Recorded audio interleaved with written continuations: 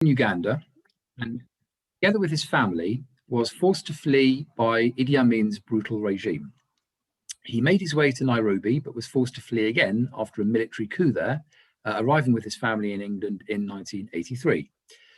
Fiyaz obtained several degrees from University College in London and the University of North London, and became a lecturer at City and Islington College and the Oxford College of Further Education. In 2005, he founded Faith Matters, a national interfaith organisation which works to help faith communities reduce conflict by looking at points of historical and social confluence between groups. In 2012, he founded the National Faith Hate Crime Project Tell Mama.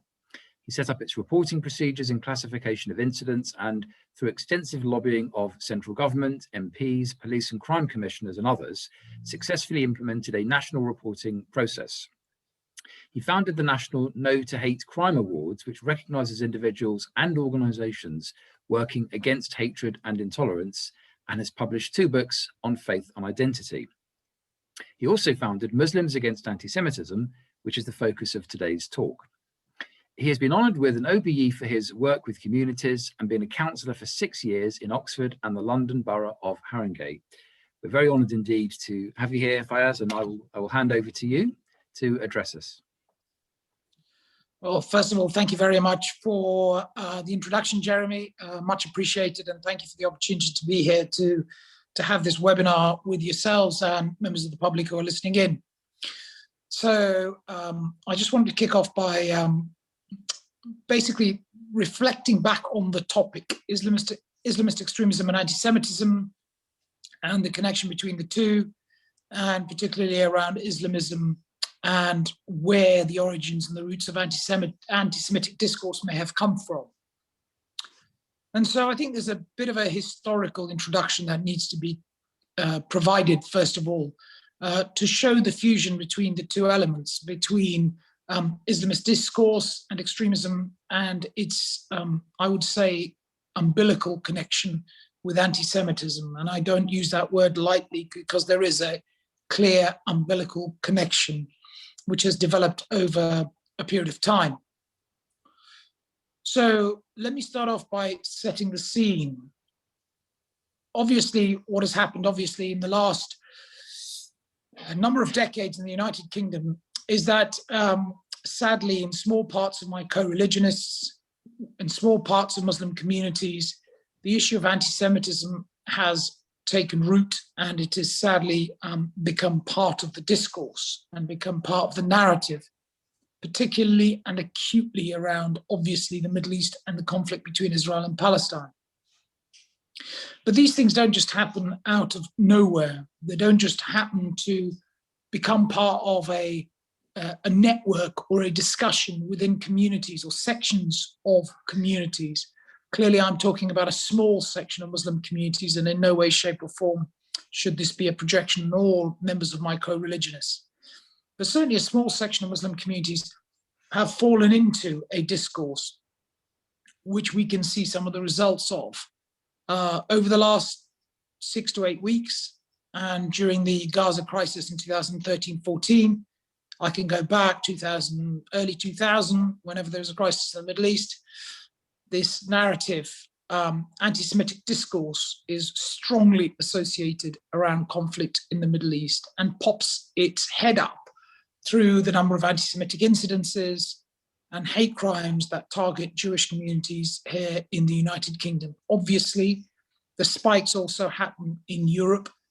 So this is a global phenomena. It's a global issue, but certainly within the United Kingdom, a lot of work has been done to show the measurable spikes of anti-Semitic incidences and hate crimes that take place when conflict in the Middle East takes place. So there is a clear connection between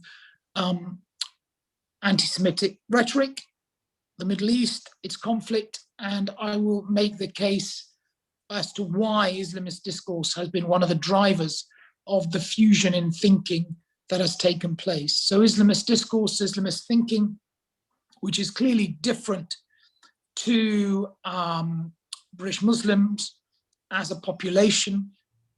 And I want to stress that, we're talking about Islamism, which is a political movement. a political version of the faith of Islam where the state and its structures and Sharia law merge into one, and where faith and politics meld into one, is what I'm talking about. Islamism, the politicized version of the faith, and not really about Islam or British Muslims as a whole. So within this melting pot, those who wanted to see the destruction or removal of the state of Israel and self-determination by Jews have become the most vocal and the most influential globally, and clearly also in parts and sections of my co-religionists. And these individuals have been super fueled by major global events such as the Iranian Revolution, the Islamist takeover of Pakistan by General Zia-ul-Haq in the 1970s and 1980s, and by the conflict in Afghanistan against the Russians. So some really key geopolitical strategic events that have taken place globally have super fueled some of this activism, vocalization, and influence of Islamist groups and leaders. And we shouldn't underestimate how important these three geopolitical events have been, and how they've also influenced at a wider level parts of British Muslim communities from the 1980s onwards.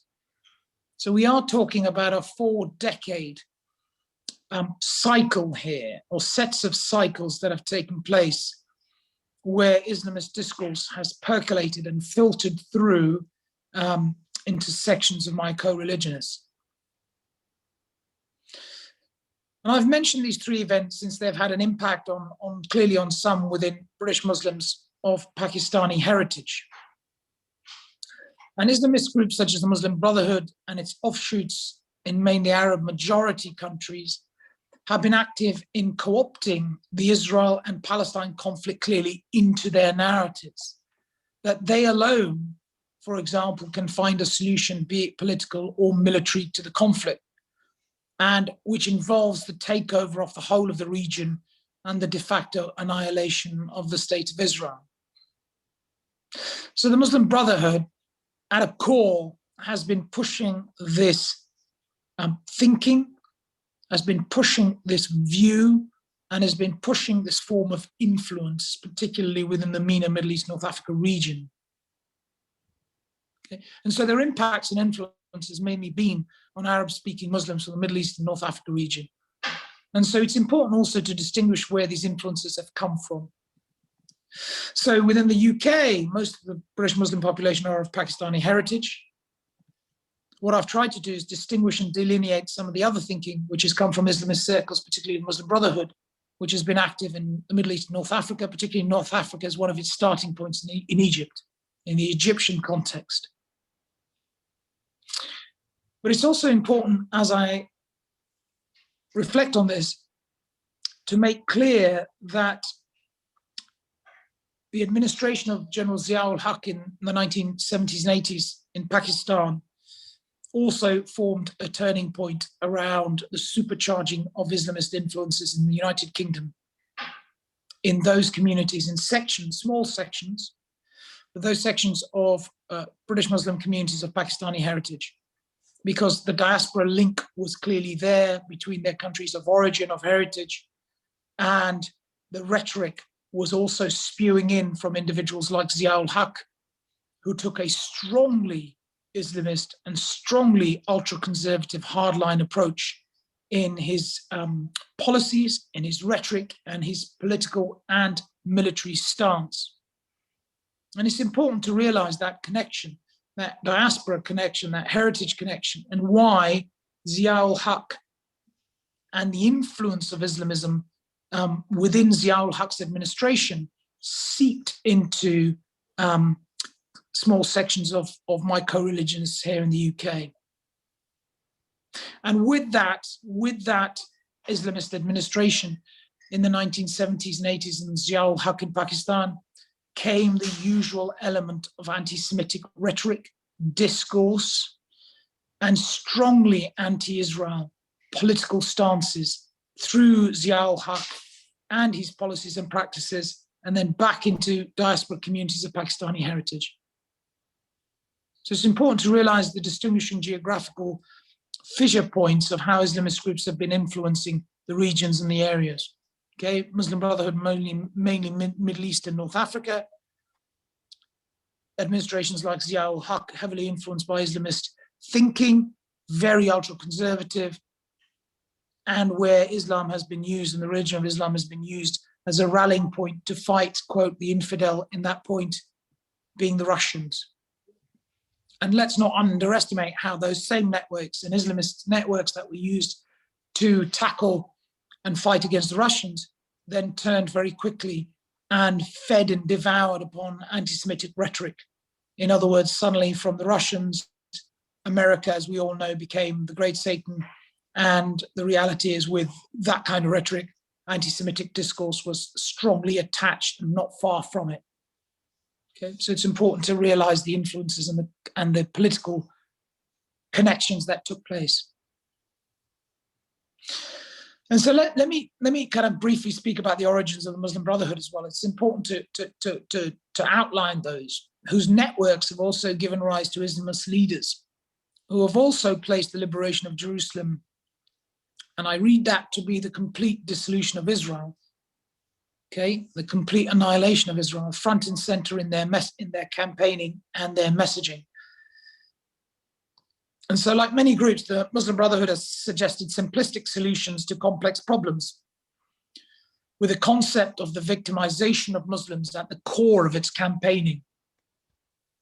All right, so at the core of its campaigning is a sense of a victimization, a sense of Muslims being victimized, being subjugated, important in their thinking, subjugation, victimization, as a rallying call, a rallying point for other members of Muslim communities, for other Muslim communities in the region and the area. And what better focus for these groups, for these Islamist groups, than obviously placing this little hook on the Israel-Palestine conflict to hang it upon in order to try and gain more followers and expand their networks.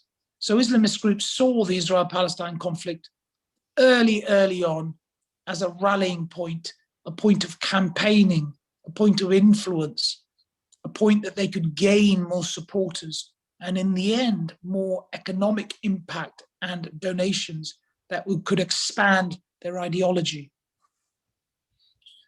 And we know the Brotherhood's founder, for example, Hassan al-Banna, was an admirer of Hitler and the Nazis during the 1930s and 40s. And the Brotherhood became far more political in nature during these periods and developed networks that also targeted minorities such as Coptic Christians and government officials, particularly within Egypt. And so it started to implement a policy of targeting minorities and in affirming effectively violent jihad as a means of asserting its domination. And so one of its supporters and members, and it's important to understand the history of anti-Semitism within Islamist movements. One of its key supporters was a member called Sayyid Qutb, who developed a violent political theology from what he had experienced in his travels to the United States. So Qutb had traveled to the United States, in his eyes had seen the lavish, quasi-liberal, quote, barbaric traditions of the United States. And so in his mind, it formed a fissure between East and West, between, in his view, the East of the civilized and the West of the barbaric. And it's important to reflect on this because, you know, Islamist views, particularly towards the West and East, are very black and white, pretty much influenced, core influences by people like Sayyid Qutb.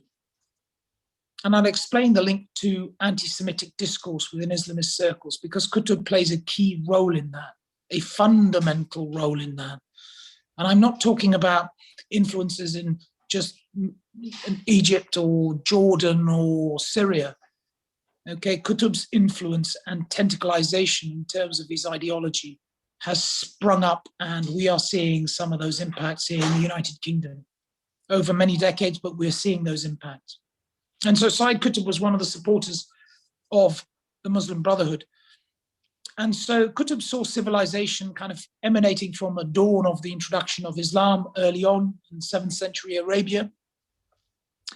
And he basically came up through his thinking and his ideology with the view that actually civilization started at the 7th century, at the dawn of the creation and implementation of Islam, and the period in Saudi Arabia and the Hijaz, the region, that Middle Eastern continental shelf region of Saudi Arabia.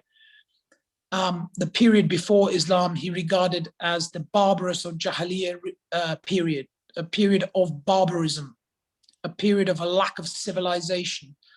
So Islamist thinking really bases itself upon approach that Islam brings civilization. It brings a rebirth, a redawning, and a creation of order. Okay, and only through the strict interpretation and implementation of Sharia could that civilization be realized. And so Qutb's really strong black and white thinking is really around this kind of dawn of a new era and a throwing off of the cloak of ignorance and a throwing off of the cloak of darkness prior to the Islamic introduction to the Islamic period. And so Qutb's diatribe in his writings after his visit and his period of time in the United States has really also introduced a focus on Christians and their marginalization, effectively, that they are the enemy within, and placed them in effect as the enemy within because of the history of the Crusades. And Qutb also fundamentally placed Jews and Jewish communities within that prism. So, the potential to undermine Muslim societies was based upon Christians and Jews. And so what Qutb was doing was to take effectively a history where communities had lived together, sometimes persecuted each other, sometimes been suppressed, sometimes been working together. Over history, these things happen, cycles happen, periods of time take place of severe turbulence, persecution, coexistence. What Qutb did was to take history and in effect reframe it to place minorities such as Christians and Jews who had lived within Islamic societies, albeit under Islamic rule and domination. And he placed them as effectively trying to undermine Islam and attach themselves to the enemies of Islam. So what he did was to frame them as the enemy within.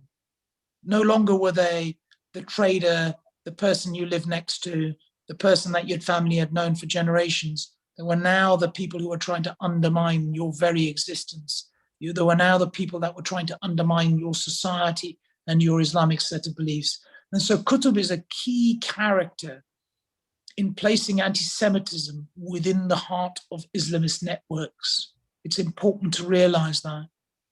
Since the 1960s and the work of Qutb, this has been reinforced time and time again within Islamist circles, particularly Jews and Christians, but particularly Jewish communities are a threat within. That's the framing of how it's been done repeatedly.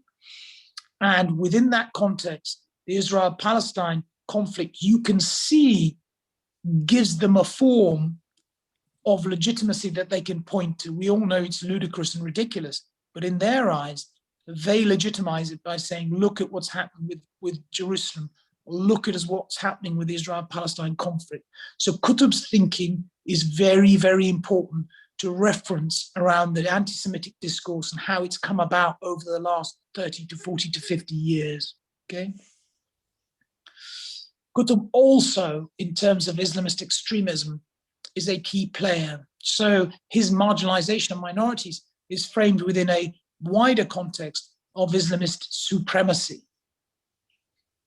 Okay, and so there are tangential but also clear links between extremism through the supremacy angle and the persecution of minorities, obviously around the threat within, that kind of narrative that he has placed minority communities within. And we shouldn't underestimate the impact of Qutb's thinking here. and his writings in the Arab world, and in particular within North Africa. But we also need to be very clear that his writings and his thinking percolated within Islamist circles in places like Pakistan. So here's the close, here I'm closing the loop. Here I'm closing the loop. His writings were translated into Urdu. They were circulated within the Pakistan sphere. And there's a clear, we know, connection between the diaspora of what happens in Pakistan and the influences that may come across in literature, in visits, in satellite channels, in what is beamed into homes in the UK. So I'm now closing the loop of how this ideology has become a global issue and has also percolated back into the United Kingdom around the issues on anti-Semitism. Okay. And obviously, Qutb's anti-Semitism, fused Islamism or political Islam with a desire to subjugate Jews and effectively to intimidate, harass, and to threaten them. And central to this hate in Qutb's mind and viewpoint was the liberation of Jerusalem and the annihilation of Israel. Okay, central was the liberation of Jerusalem and the annihilation of Israel. So so literally from the anti-Semitic discourse of Qutb comes the complete annihilation of the state. And so from a concept comes physical action, potential of mass genocide, persecution, and murder. So don't underestimate the end result of this man's thinking. Don't underestimate the influence, and don't underestimate the spread of the ideology and how it is spread over time. So what happened here in the UK? We know that British Muslim communities started to arrive because of Commonwealth links and in larger numbers in the 1960s and 1970s. And please, I do not want to give the impression or create a sense of fear of my co-religionists. I am a member of the British Muslim community, but I'm giving you a historical narrative of how some small sections have been influenced within my community, but they are very vocal and very politically active and very determined sections. So British Muslim communities arrived in the 1960s and 70s because of the Commonwealth links. Many arrived because of work, clearly poverty issues, familial links, and seeking asylum because of persecution. As Jeremy has kindly kind of introduced and brought on early in the session, my family and I, for example, arrived as refugees in the UK, having been thrown out of Uganda by the dictator Idi Amin, who you'll all remember also went on to be part of a plot to effectively take hostages, Israeli hostages, from a plane that had taken off in Athens in 1976. So Idi Amin has a lot of connection in terms of his awful actions to Ugandan Asians like me, and also to Israeli citizens, of which I think 3 or 4 were killed in the process of the liberation by Operation Thunderbolt, if my memory serves me right, which was the operation to lift the hostages from Entebbe. Gosh, I'm getting old. I feel old after saying that. Yet the populations of Muslims who arrived in the UK were not politicized around the Israel and Palestine issue. So when I talk about the arrival in the 60s and 70s, they were not politicized around the Israel and Palestine issue. Mostly of Pakistani heritage, really not bothered about the Middle East. This is important because this is context, right? I am showing you how Islamist networks have literally placed the Middle East crisis in the minds of some of my co-religionists, front and center. So these communities came over, they're not really bothered about Israel and Palestine. They were bothered about making a life. They were bothered about having a family and carrying on traditions as migrants, asylum seekers, people who have run away from persecution do. They want to carry on their culture. They want to live in safety. They want to live peacefully. They just want to get by. They want to have a life. Okay, that's what they did. So many came to work from villages that were influenced, and this is important, by Sufi practices. Okay, so many didn't come from any really ultra-conservative practices, Islamic practices from Pakistan. They came mainly from Sufi, from mainly, I would say, practices that venerated spirituality and venerated saints, and they also came from the mainstream Sunni Muslim population. So that we're not talking hardliners here, okay? We're talking about people who really came from a spiritual tradition, a spiritual background. And yes, they believed in Sharia as part of the Islamic tradition, but they were not politicized, as I said, and they believed in personal and familial connection to religion. So it was a cultural element of what they brought with them. Yet today, many of the children of these migrants and refugees can be found in demonstrations against the whole of the state of Israel.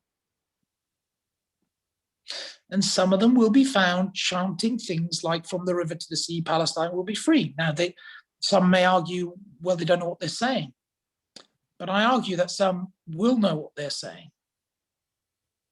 Some will precisely know what they're saying.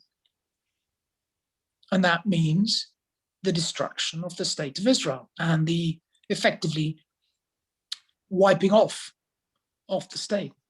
So how have we reached this point is what I'm trying to say. How have we reached this point where you have generations coming in, settling, not interested about the Middle East, to 2, 3, 4 generations down the line, their children are making statements, knowing that those statements, some of them at least, knowing those statements are genocidal?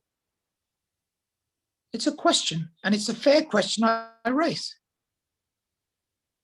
Nobody really can answer that. And what I'm trying to make the case for is that people can become politicized, people can pick up issues, people can feel really strong about social justice, people can feel strong about human rights. But let's not kid ourselves that some of this influence has been because of Islamist thinking.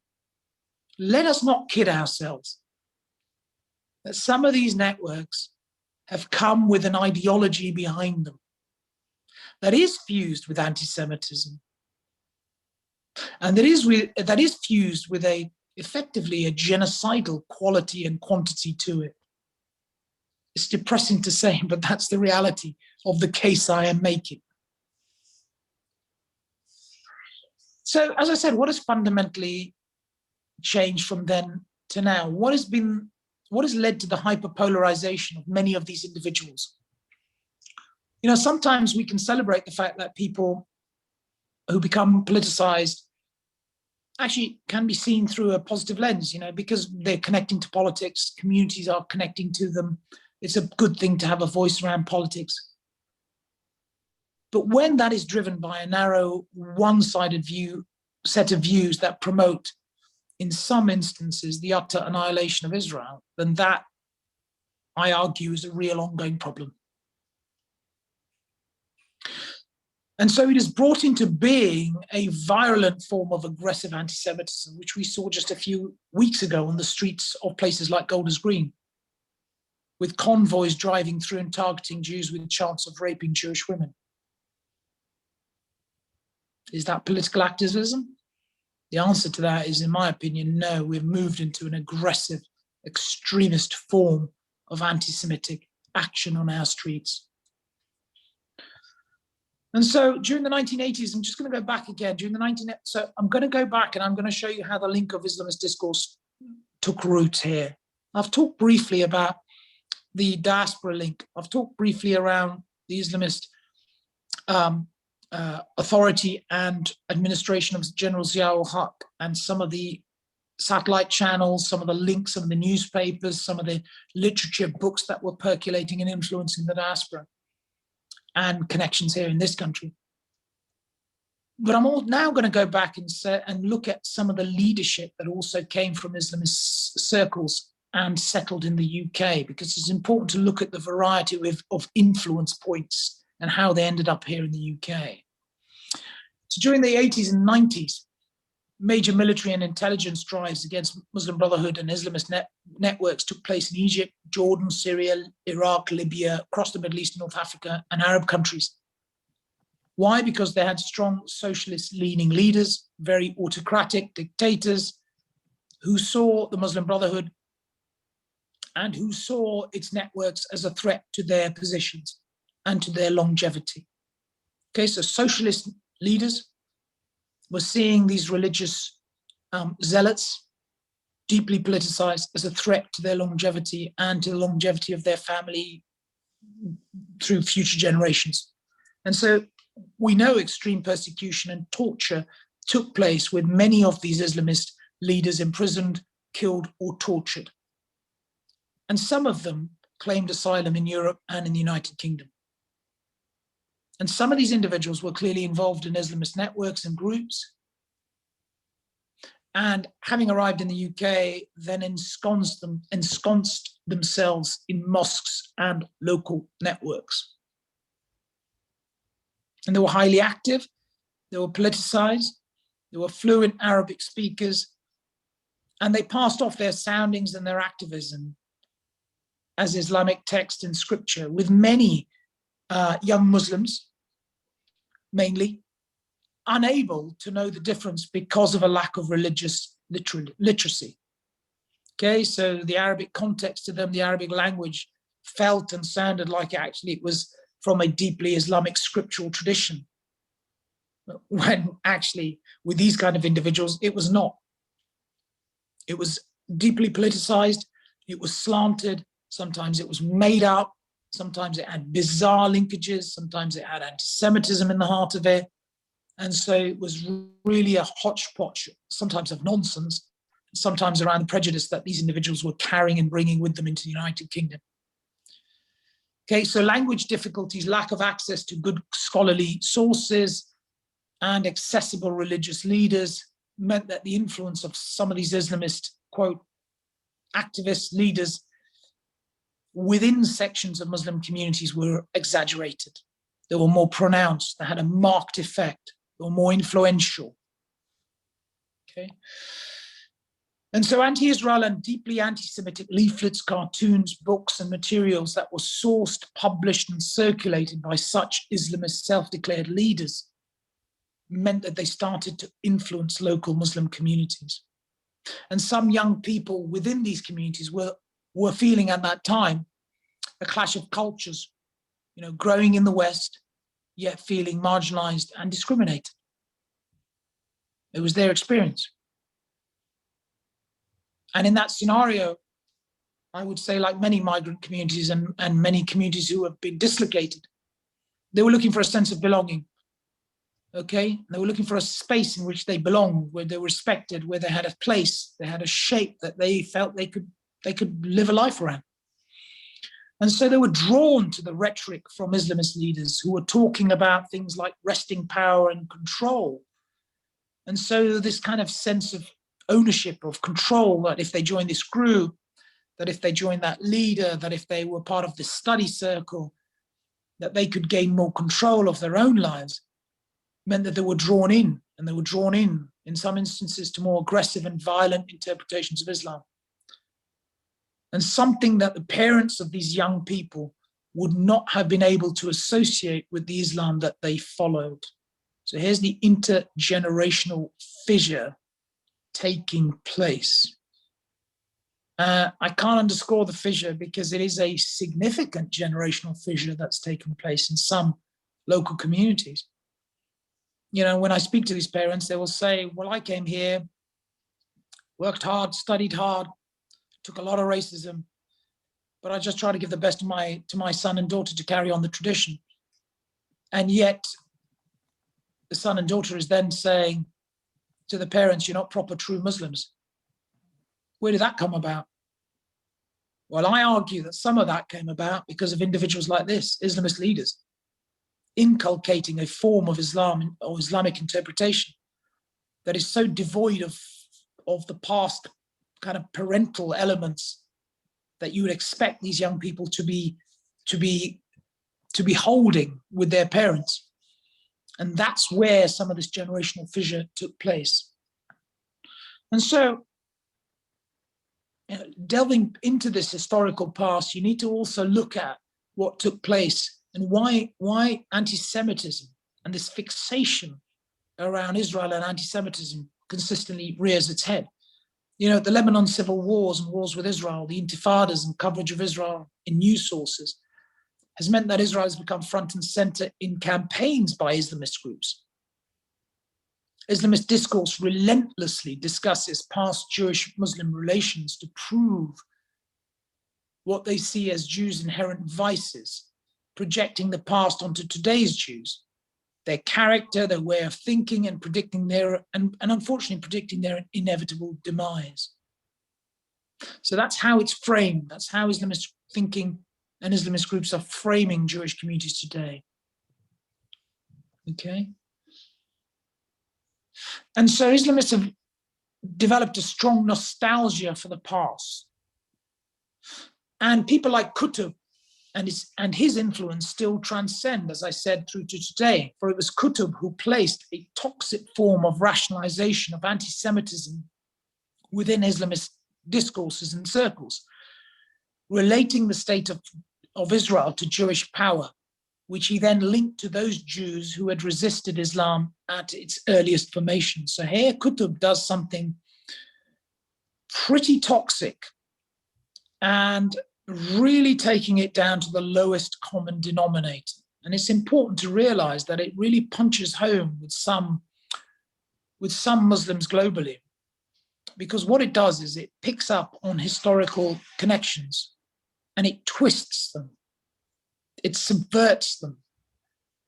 And so what Qutb does is he takes the state today, in his time, in the 1960s, when Israel had fought several wars and still existed, continued to survive after multiple armies had come against it.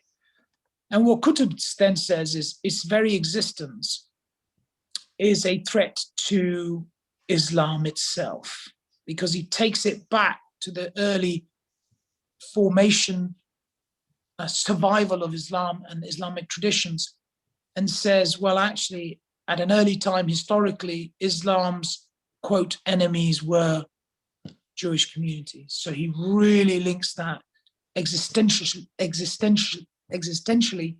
all the way back and puts Jewish communities as front and center as a threat to Islam over the last 1400 years. So it's a really strongly toxic narrative he's projecting. And so Qutb was also putting to this core root that he's laying down, he was adding in tropes we've seen time and time again from European anti-Semitism. Qutb is, in effect, enacting European anti-Semitism, swallowing it whole, and then linking it into the ideology of Islamist anti-Semitism. That, for example, Jews were the epitome of evil. Jews were working against God's word. They were spreading atheism. They were instigating revolutions.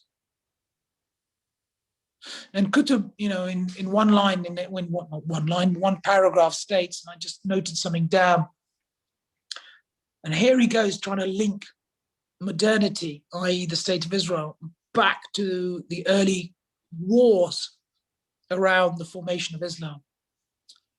And so he said, one single line inexorably connects the battles and the fighting of the Prophet Muhammad, against the Arab idolaters.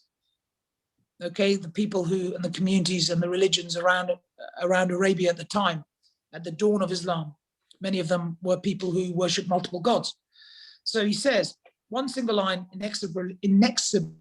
inexorably, sorry, my voice is going as well, connects the battles and the fighting of the Prophet Muhammad against the Arab idolaters and Jews of the 7th century Arabia, the Crusades of later medieval times, modern Western colonialism, and the current day conflict between Zionism and the Arab Islamic world. So he's taken this historical line and he's connected all of the threats against Muslim communities, and hey presto, in there are Jews.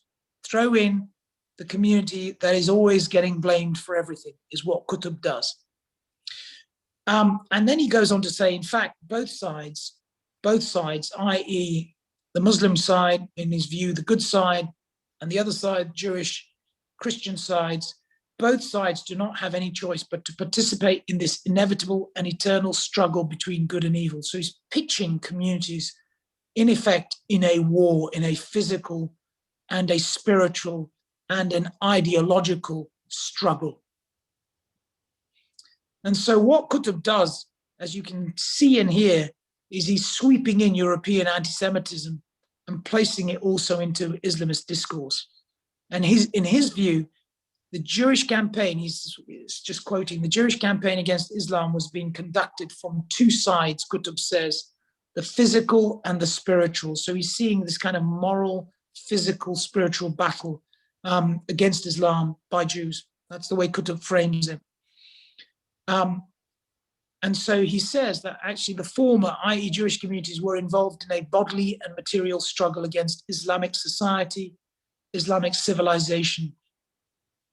And then he goes on to actually say something which is, I think even more frightening, and actually which I think to some degree influenced the loss of Jewish community within Muslim majority countries.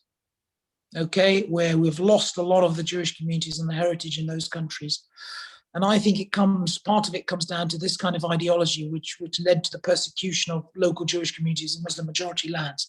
And he says here, Qutb regarded one of the worst elements of the undermining of Islamic societies, because he goes on to say that Jews carry Muslim names, but they're actually Jews in disguise who fulfill the ancient role of the Jews as the Muslims, the worst enemy. They are conspiring against Islam from within. So his anti-Semitism is effectively turning itself against Jewish communities in Muslim majority countries. What he's basically saying is they are the enemy within. We need to neutralize them. We need to get rid of them.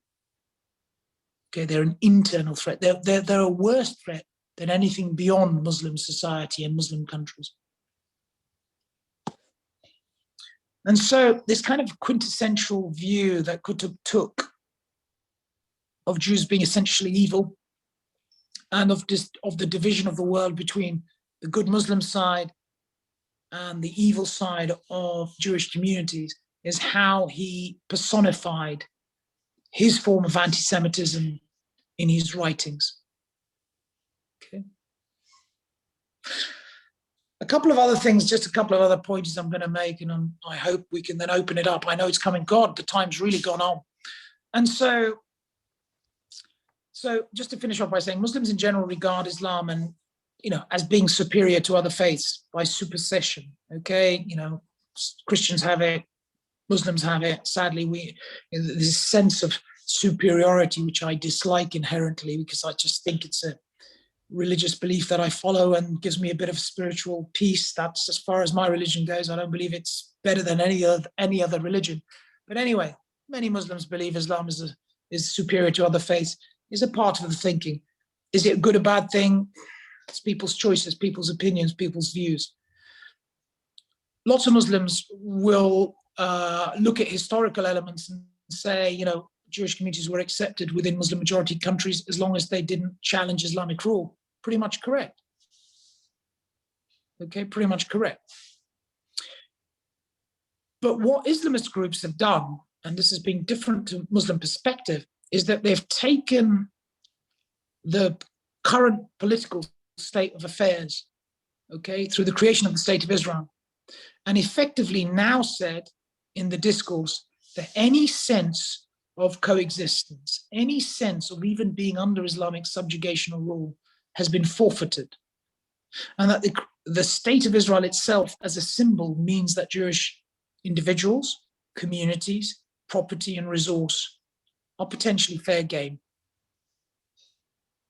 So they've created this sense of constant animosity, of constant threat. And I'll leave you with one last thing, and it really is how Islamist rhetoric has permeated and even become mutated into the current forms of hyper-extremism we have seen. And I'll leave you with it. And so these things they shouldn't be taken kind of, tangentially. So this link of Islamist rhetoric and anti-Semitism has come through the ages, okay? And I'll give you some of the contextual background. On the eve of the Iraq War, on the 11th of February 2003, bin Laden referred to Jews. And there's a lot of Qutb's thinking, a lot of the rhetoric of Islamist circles just punching through bin Laden's thinking here. Bin Laden referred to Jews as the ones who had lied and tricked, and who had lied and tried to trick the Creator, kill the prophets and broken their promises. The Jews were the lords of usury and leaders of the treachery, who believed that the humans were their slaves. So he's creating this real demonic view of Jewish communities. And he finished off the statement by quoting the hadith, one of the hadiths about the judgment day, where Jews would hide behind rocks and trees, which would call out to Muslims to come and kill them. So what I'm trying to show you is there's an ideology here which is really kind of emanated, gone backwards over time. You can start to see the roots of it and how it is diversified out, and how even in the modern age we are still dealing with some of that thinking, that rhetoric and that ideology in some of its worst and most extreme forms. I'll stop there. Happy to take any statements and questions. Thank you very much indeed, Fiyaz. And we do have a few questions here, and I'm sure there'll be others too. So let's go through them as quickly as we can. Valerie Fisher, if you could sort of unmute yourself. Yes, I have done.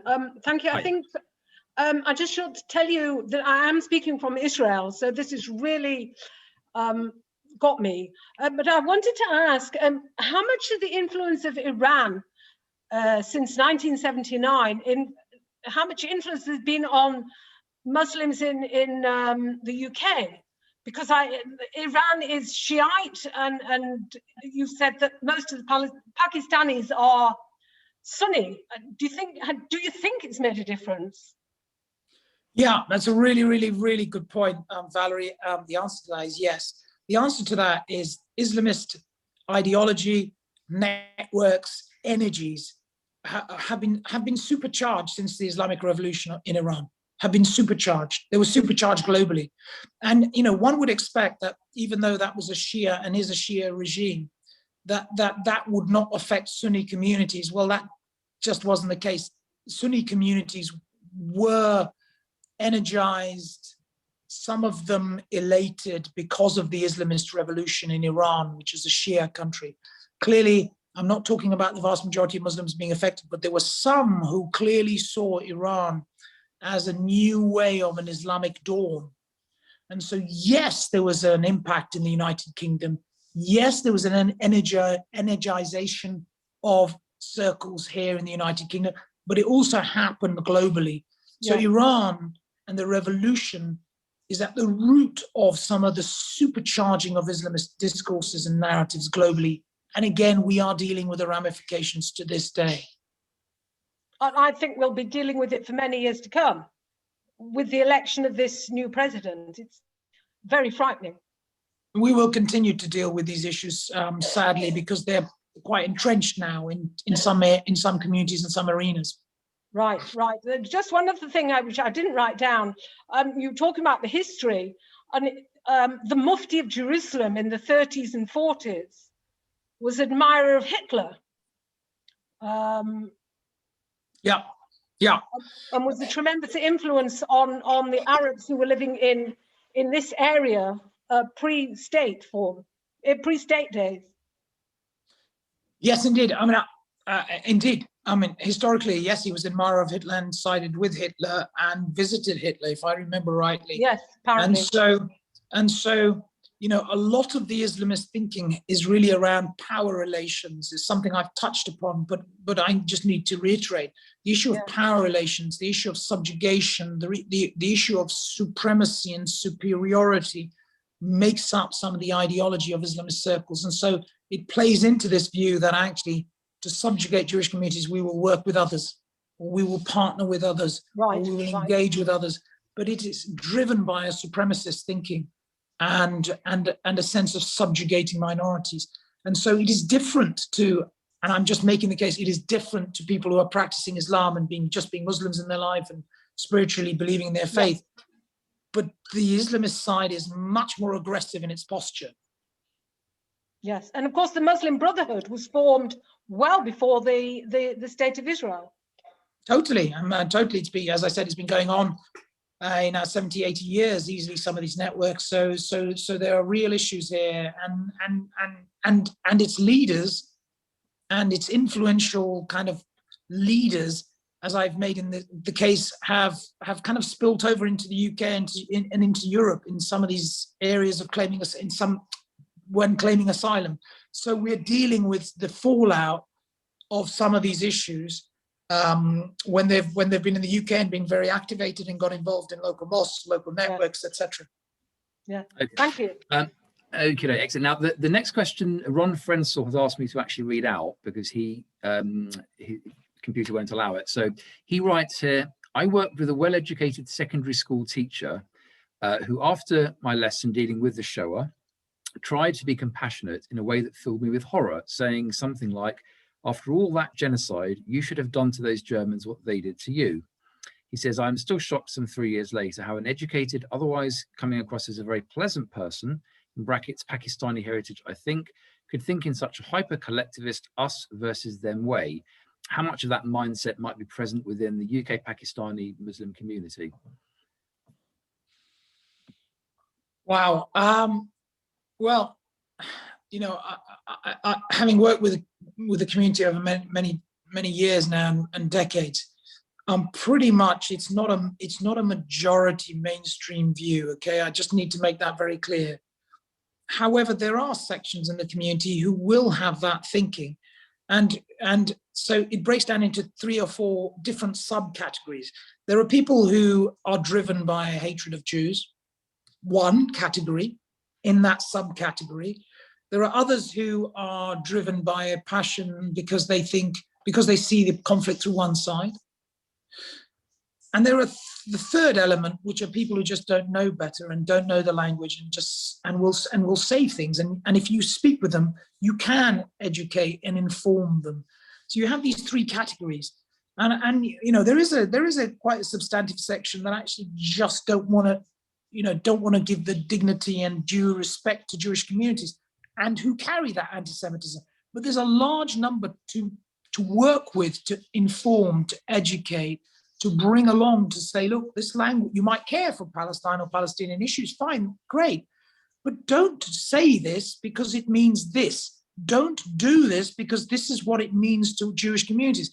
And I think that is what part of what we're trying to do as a charity, Muslims Against Anti-Semitism, is to say, look, we as Muslims, we want to work to bring information, to work with you. You may have a passion for Palestine, but don't do things. And I think there's a large population who will and do want to work on their social action, but making and ensuring that they don't get involved in anti-Semitism. There's a difference here. Well, yeah, I mean, it's a good answer. And I mean, I will come to the next question in a minute, but you're anticipating some research that we've just done in B'nai B'rith, because we've just done research on looking at how the historic kind of tropes and motifs and canards of anti-Semitism are being reproduced almost daily in the anti-Israel movement. And I think one is crucial is not, people often talk about education as the antidote to anti-Semitism, but I think it's education in anti-Semitism as well. And it's actually understanding exactly what it looks like. And then people can, as you say, differentiate between, on the one hand, yes, political criticism, anger, what have you, but on the other hand, not falling in with this trap of simply regurgitating well-worn tropes from the past. And I think that's important. Now, I think, well, we've sort of anticipated Simon's question, but Simon Gurovich, perhaps you can ask this question, and then maybe you'll have another angle to it. Simon, if you could unmute yourself. Well, actually, it's Shirley, and oh, sorry, Shirley. Right. It's all right. It's just yes, your organisation. How do you deal with talking to your the groups about the the hatred of the Jews? So what do you do exactly? I don't know if you can do that for me. Explain, please. Well, I mean, the key areas that we are working in, obviously as a group and a small group, there are certain things we need to focus our resources and our time and our efforts upon. And the first thing is, obviously, the issue around language and anti-Semitism is one area that we work in educational settings, and we're putting out a lot of resource materials within local communities to inform young people around anti-Semitic language discourse where it's come from historically, the impacts on Jewish communities, and make them aware of the language and the historical elements around anti-Semitism. So we're trying to raise educational awareness with younger people, predominantly between 16 to about 25 years of age. So that's one core area that we're focusing our time, our efforts, and our resources on. The second thing is we believe also around highlighting those who are some of the malicious actors and malicious players in Islamist circles, people who are not going to change their opinion, but who are causing divisions and causing tensions between Muslims and Jews. And we think sometimes you need to call out those individuals and let the public be aware of what they're up to. So part of our actions is also to say, look, there are certain red lines, and if you consistently cross them and call yourself a Muslim, well, we as Muslims are going to call you out on that. So there's something around also calling out function that we carry out. That's a difficult piece of work because obviously we get abused and we get lots of threats against us. But that's a piece of also work that's important, because actually people need to see Muslims standing out and calling other co-religionists who are using anti-Semitism. We need to call it out. There's no space or place today for this hatred and intolerance. It's just not acceptable. So that's the second area. And the third is really around online campaigns where we try to generate a sense of deep bond and connection between Muslim and Jewish communities. That actually at times of pressure in 2018, we ran national campaigns in newspapers, basically reaching out to Jewish communities saying, you're not alone.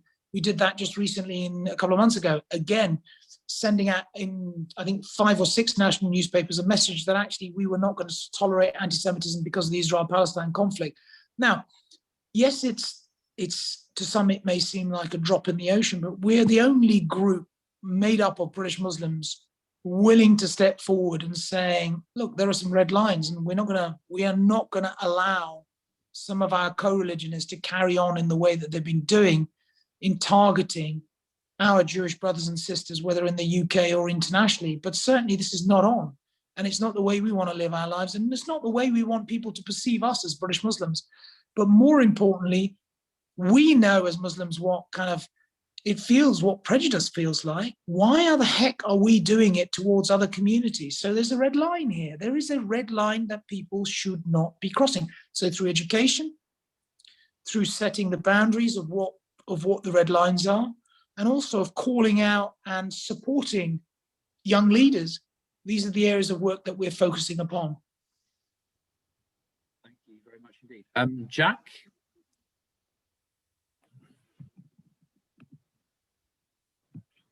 Yeah, hi. Very interesting presentation. The question that I put in the chat box was partially answered, I think, and was raised and partially answered by the lady who came on at the beginning. But I just want to know, it's very difficult for us to, as Jews speaking English, to know what's going on in the mosques. I've got a couple of experiences where I've come across, like for example, Egyptian Muslims visiting this country have gone to prayers on a Friday and have come out and have said, you know what, we wouldn't allow some of the things that were said by the imam in the mosque today. Is that something that's really prevalent in this country? Is it because I'm told that it's prevalent in France? Is it prevalent here? And if it is, what can we do about it? Right. So is it prevalent? The answer to that is genuinely, I believe it's not, and my experience shows it's not prevalent. Does it happen? Yes. Is it because there is a kind of a decentralization structure within mosques that creates this environment? Yes. Let me explain this. We have about 2,000 mosques now in the UK. Okay, there are about 2,000 mosques in the UK.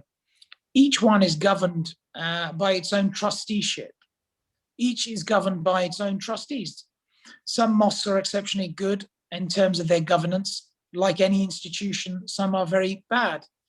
And there are some on the trustee board who are very politicized. And so the reality is there'll be some mosques, sadly, that don't have the systems and processes in place where individuals may say something on a Friday sermon that don't capture that imam and say, right, look, there's due process here. This is the policies and procedures. You really should not be doing this, and you've been given a first warning kind of thing, right? Some will have strong processes, some will not. Some will involve imams that they know of and they like their sermons. Some will take a much more professional approach. So there is still a haphazardness around the professionalism of some of these institutions. However, it is changing. If I look at 10, 20 years ago, honestly, some of the mosques I wouldn't even dare to have gone into because they were run so poorly. Today, there are many more mosques are run in a much more professional fashion, which will not allow anyone making any kind of hateful, anti-Semitic, or any kind of hateful comments. That imam would not survive beyond that sermon. He'd be gone. So I see a lot of positive change because a lot of professionalism, a lot of standards, a lot of guidelines and guidance are being put into place. However, the Middle East crisis always brings up issues. There will always be some individuals who will try to politicize prayers on a Friday. There will always be individuals bringing in their own perceptions and their own thought processes and sometimes their own prejudices. And what I'm saying is we, Maz and others, need to constantly be saying, there's a red line here, systems and processes, procedures, unacceptability, always need to be there when people open a mosque, because if you're going to open up to the public, there is a responsibility on you to provide a safe space for worshippers. I'm just going to finish with this. We all finish a response to your question. 2001, after 9/11, there was a talk, and I got a circular talk on my email chain at that time. I got a talk about slavery and Islam, and I wanted to go, and I did go. And I thought it was really about talking about the emancipation of slavery within Islam. I wanted to learn more. And I turned up to what was a second floor room in North London. And I went up there and kind of sat around and nobody said anything, but there were some fathers with kids around. And I was expecting a historical talk and talk about kind of emancipating slaves, whatever, kind of a positive talk, I thought. And what it turned up was an anti-Semitic rant and an anti-American rant, and it verged on the promotion of jihad. So I'm just telling you from fact. And I sat there and I just thought, geez, I'm out of this place. That was 9/11, right? That was 2001. That's 20 years ago. You would not find, I think, those spaces so easily today, if any. But I could find them so easily 20 years ago. So there's hope. Thank you. Excellent. We've got two final questions. The first from Michael Stoller.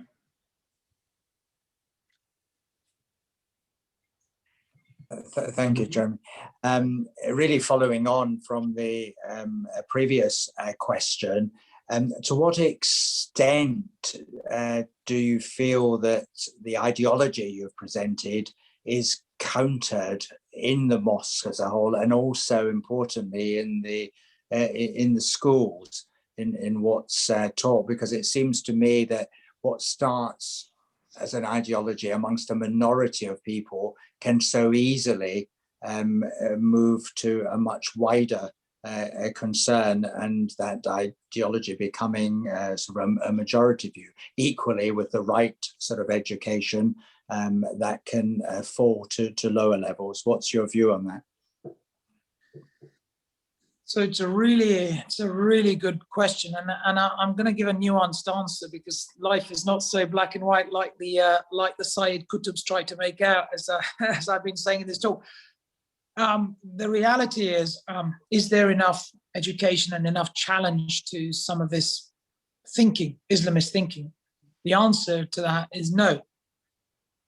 And partly the answer to that is no, because there are some within sections of Muslim communities who then will even try to label people like me, who set up Tel Mama, the actual monitoring body to monitor anti-Muslim hatred in the UK. They will label people like me as Islamophobic. So there are some ludicrous elements within the community that if you call out Islamist groups and Islamist thinking because of anti-Semitism, they will say, no, you're talking about all Muslims. So there are those who try to blur the lines, okay?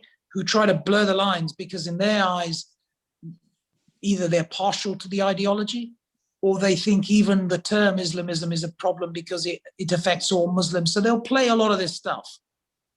Okay, I understand people may not like the term, but the reality is there is Islamist ideology. We know there is. Historically, it's there. It's led to the killing of many individuals. It's a fact. Is it same as Islam? I would argue no. Is it the same in the same as Islam? I would argue no, because Islam has many interpretations and many traditions. Is it what the vast majority of Muslims follow? No. But there's not enough people delineating the Islamist rhetoric from tradition, practice, and the religion of Islam, and from Muslims. And what the some mischievous characters try to do is to try to blur that dividing line that people like me are trying to set, to say, look, there are some people in this ideological marker, and there are others who try to blur it and say, no, you're being anti-Muslim or Islamophobic in what you're saying, even though I spent 10 years and took so much abuse from the far right for setting up a program, which is now a national program to monitor anti-Muslim hatred. So there's a lot of smoke and mirrors going on right now. And there's an internal tussle and a battle within Muslim communities around this issue. Who will come out in the end, we don't know. But the reality is there's a lot of hot topic and debate. There's a lot of things happening. Watch this space is all I can say. Thank you. Excellent. Thank you. And one final, really nice, easy question from Roger Kaczynski. As we've discussed a lot of history, yes. Roger. First of all, I'd like to thank Fiyaz for an absolutely excellent talk, and indeed for all the work that he has done to improve harmony between the Muslim and Jewish communities. However, when you look back at the history, the very roots of Islam in the time of the Prophet himself do indicate some animosity between Muslims and Jews. And I point particularly to the Battle of Khaybar in 628 Common Era, which was specifically a battle between the Muslims and the Jews.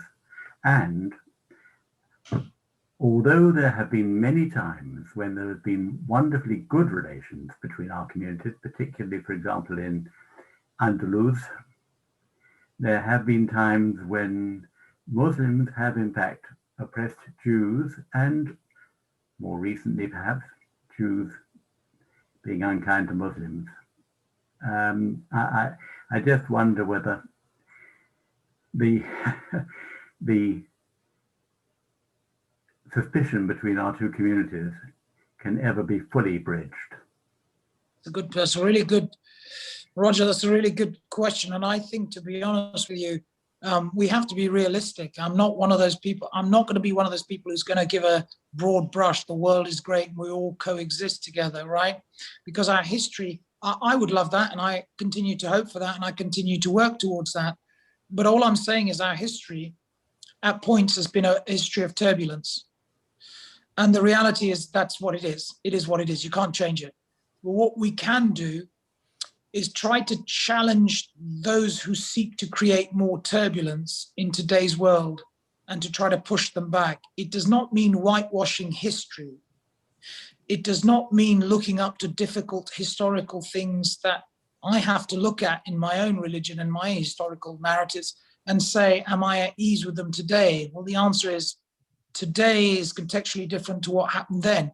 But even saying that, I'm still uneasy, because we carry with us a baggage of that. We Christians carry their own baggage. Other people of other faiths carry their own baggage. What I'm saying is, you know, I'm not going to come with a broad brush. Everything is great and lovely. I feel sad what happened to Jewish communities at that time. Sometimes it depresses me. I wish there was a better way. But all I can try to do, and I try to say to British Muslim men and women, boys and girls, is, you know what? Today's world means we do everything we can never to harm and hurt, never to push other communities, never to marginalize, and to learn. that actually the best we can do is to try to live and to not just understand, but to enrich our lives with each other. I'll leave you on that. Thank you very, very much, Fiyaz. Thank you. Okay, well, first of all, thank you for all those questions, and I want to wrap up by thanking you, Fiyaz, for addressing the audience on a matter of deep sensitivity and profound importance to all of us. I think your talk has been informative. I think it's been sobering, but I think it's very important, and it's particularly important because we need to get perspectives on anti-Semitism from people outside the community. This is one of our core issues, and I think that it's invaluable to have you on here to actually share your views. And I think you set the scene in your talk by examining how anti-Semitism had taken root and become part of the narrative in sections of Muslim communities among Islamists. You showed how that expression of eliminationist anti-Semitism and anti-Israelism had been super fueled by political developments in the Middle East. You talked about al-Banna and you talked about Qutb, and these are very important theoreticians. And as you say, their influence has spread over time, and you can see the offshoots now with very noxious views about Jews and others. And it is sad in a way that there are so many on the liberal left who, call themselves progressives, who are blind to the prejudice that they are seeing from these Islamist political movements. They choose to see them as the resistance to the West or the resistance to Israel. And they actually, one thing they often do is ignore the fact that Muslims have often been the dominant victims of these groups. But I was left with a lot of hope as well in terms of what we've heard. And I want to just perhaps end with this, saying this. I mean, I'm often asked, what are the most important ways in which we can combat anti-Semitism? And people often think, well, that has to always involve, solely involve Jews alone. But actually, one of the most important things is to find allies outside our community who share our concerns and who are prepared to demonstrate their solidarity with us in the struggle against racism. And I think that Muslims Against Anti-Semitism is one such organization. And you, if I may say, Fiyaz, are a principled champion of decency who's really gone out of his way to address these concerns and to take, courageous action, I think, as well. And I think the work that you've done with other Jewish organizations is a textbook example of what intercommunal relations should actually look like. And I think that you genuinely deserve a great deal of praise for that. There's a long fight ahead, of course, but it's definitely one that we need to win. And, I'm confident that if we work together, we can certainly make the world a better place. So can I ask everybody to please unmute themselves and to offer Fiyaz the thanks for addressing us today. Thank you very much indeed.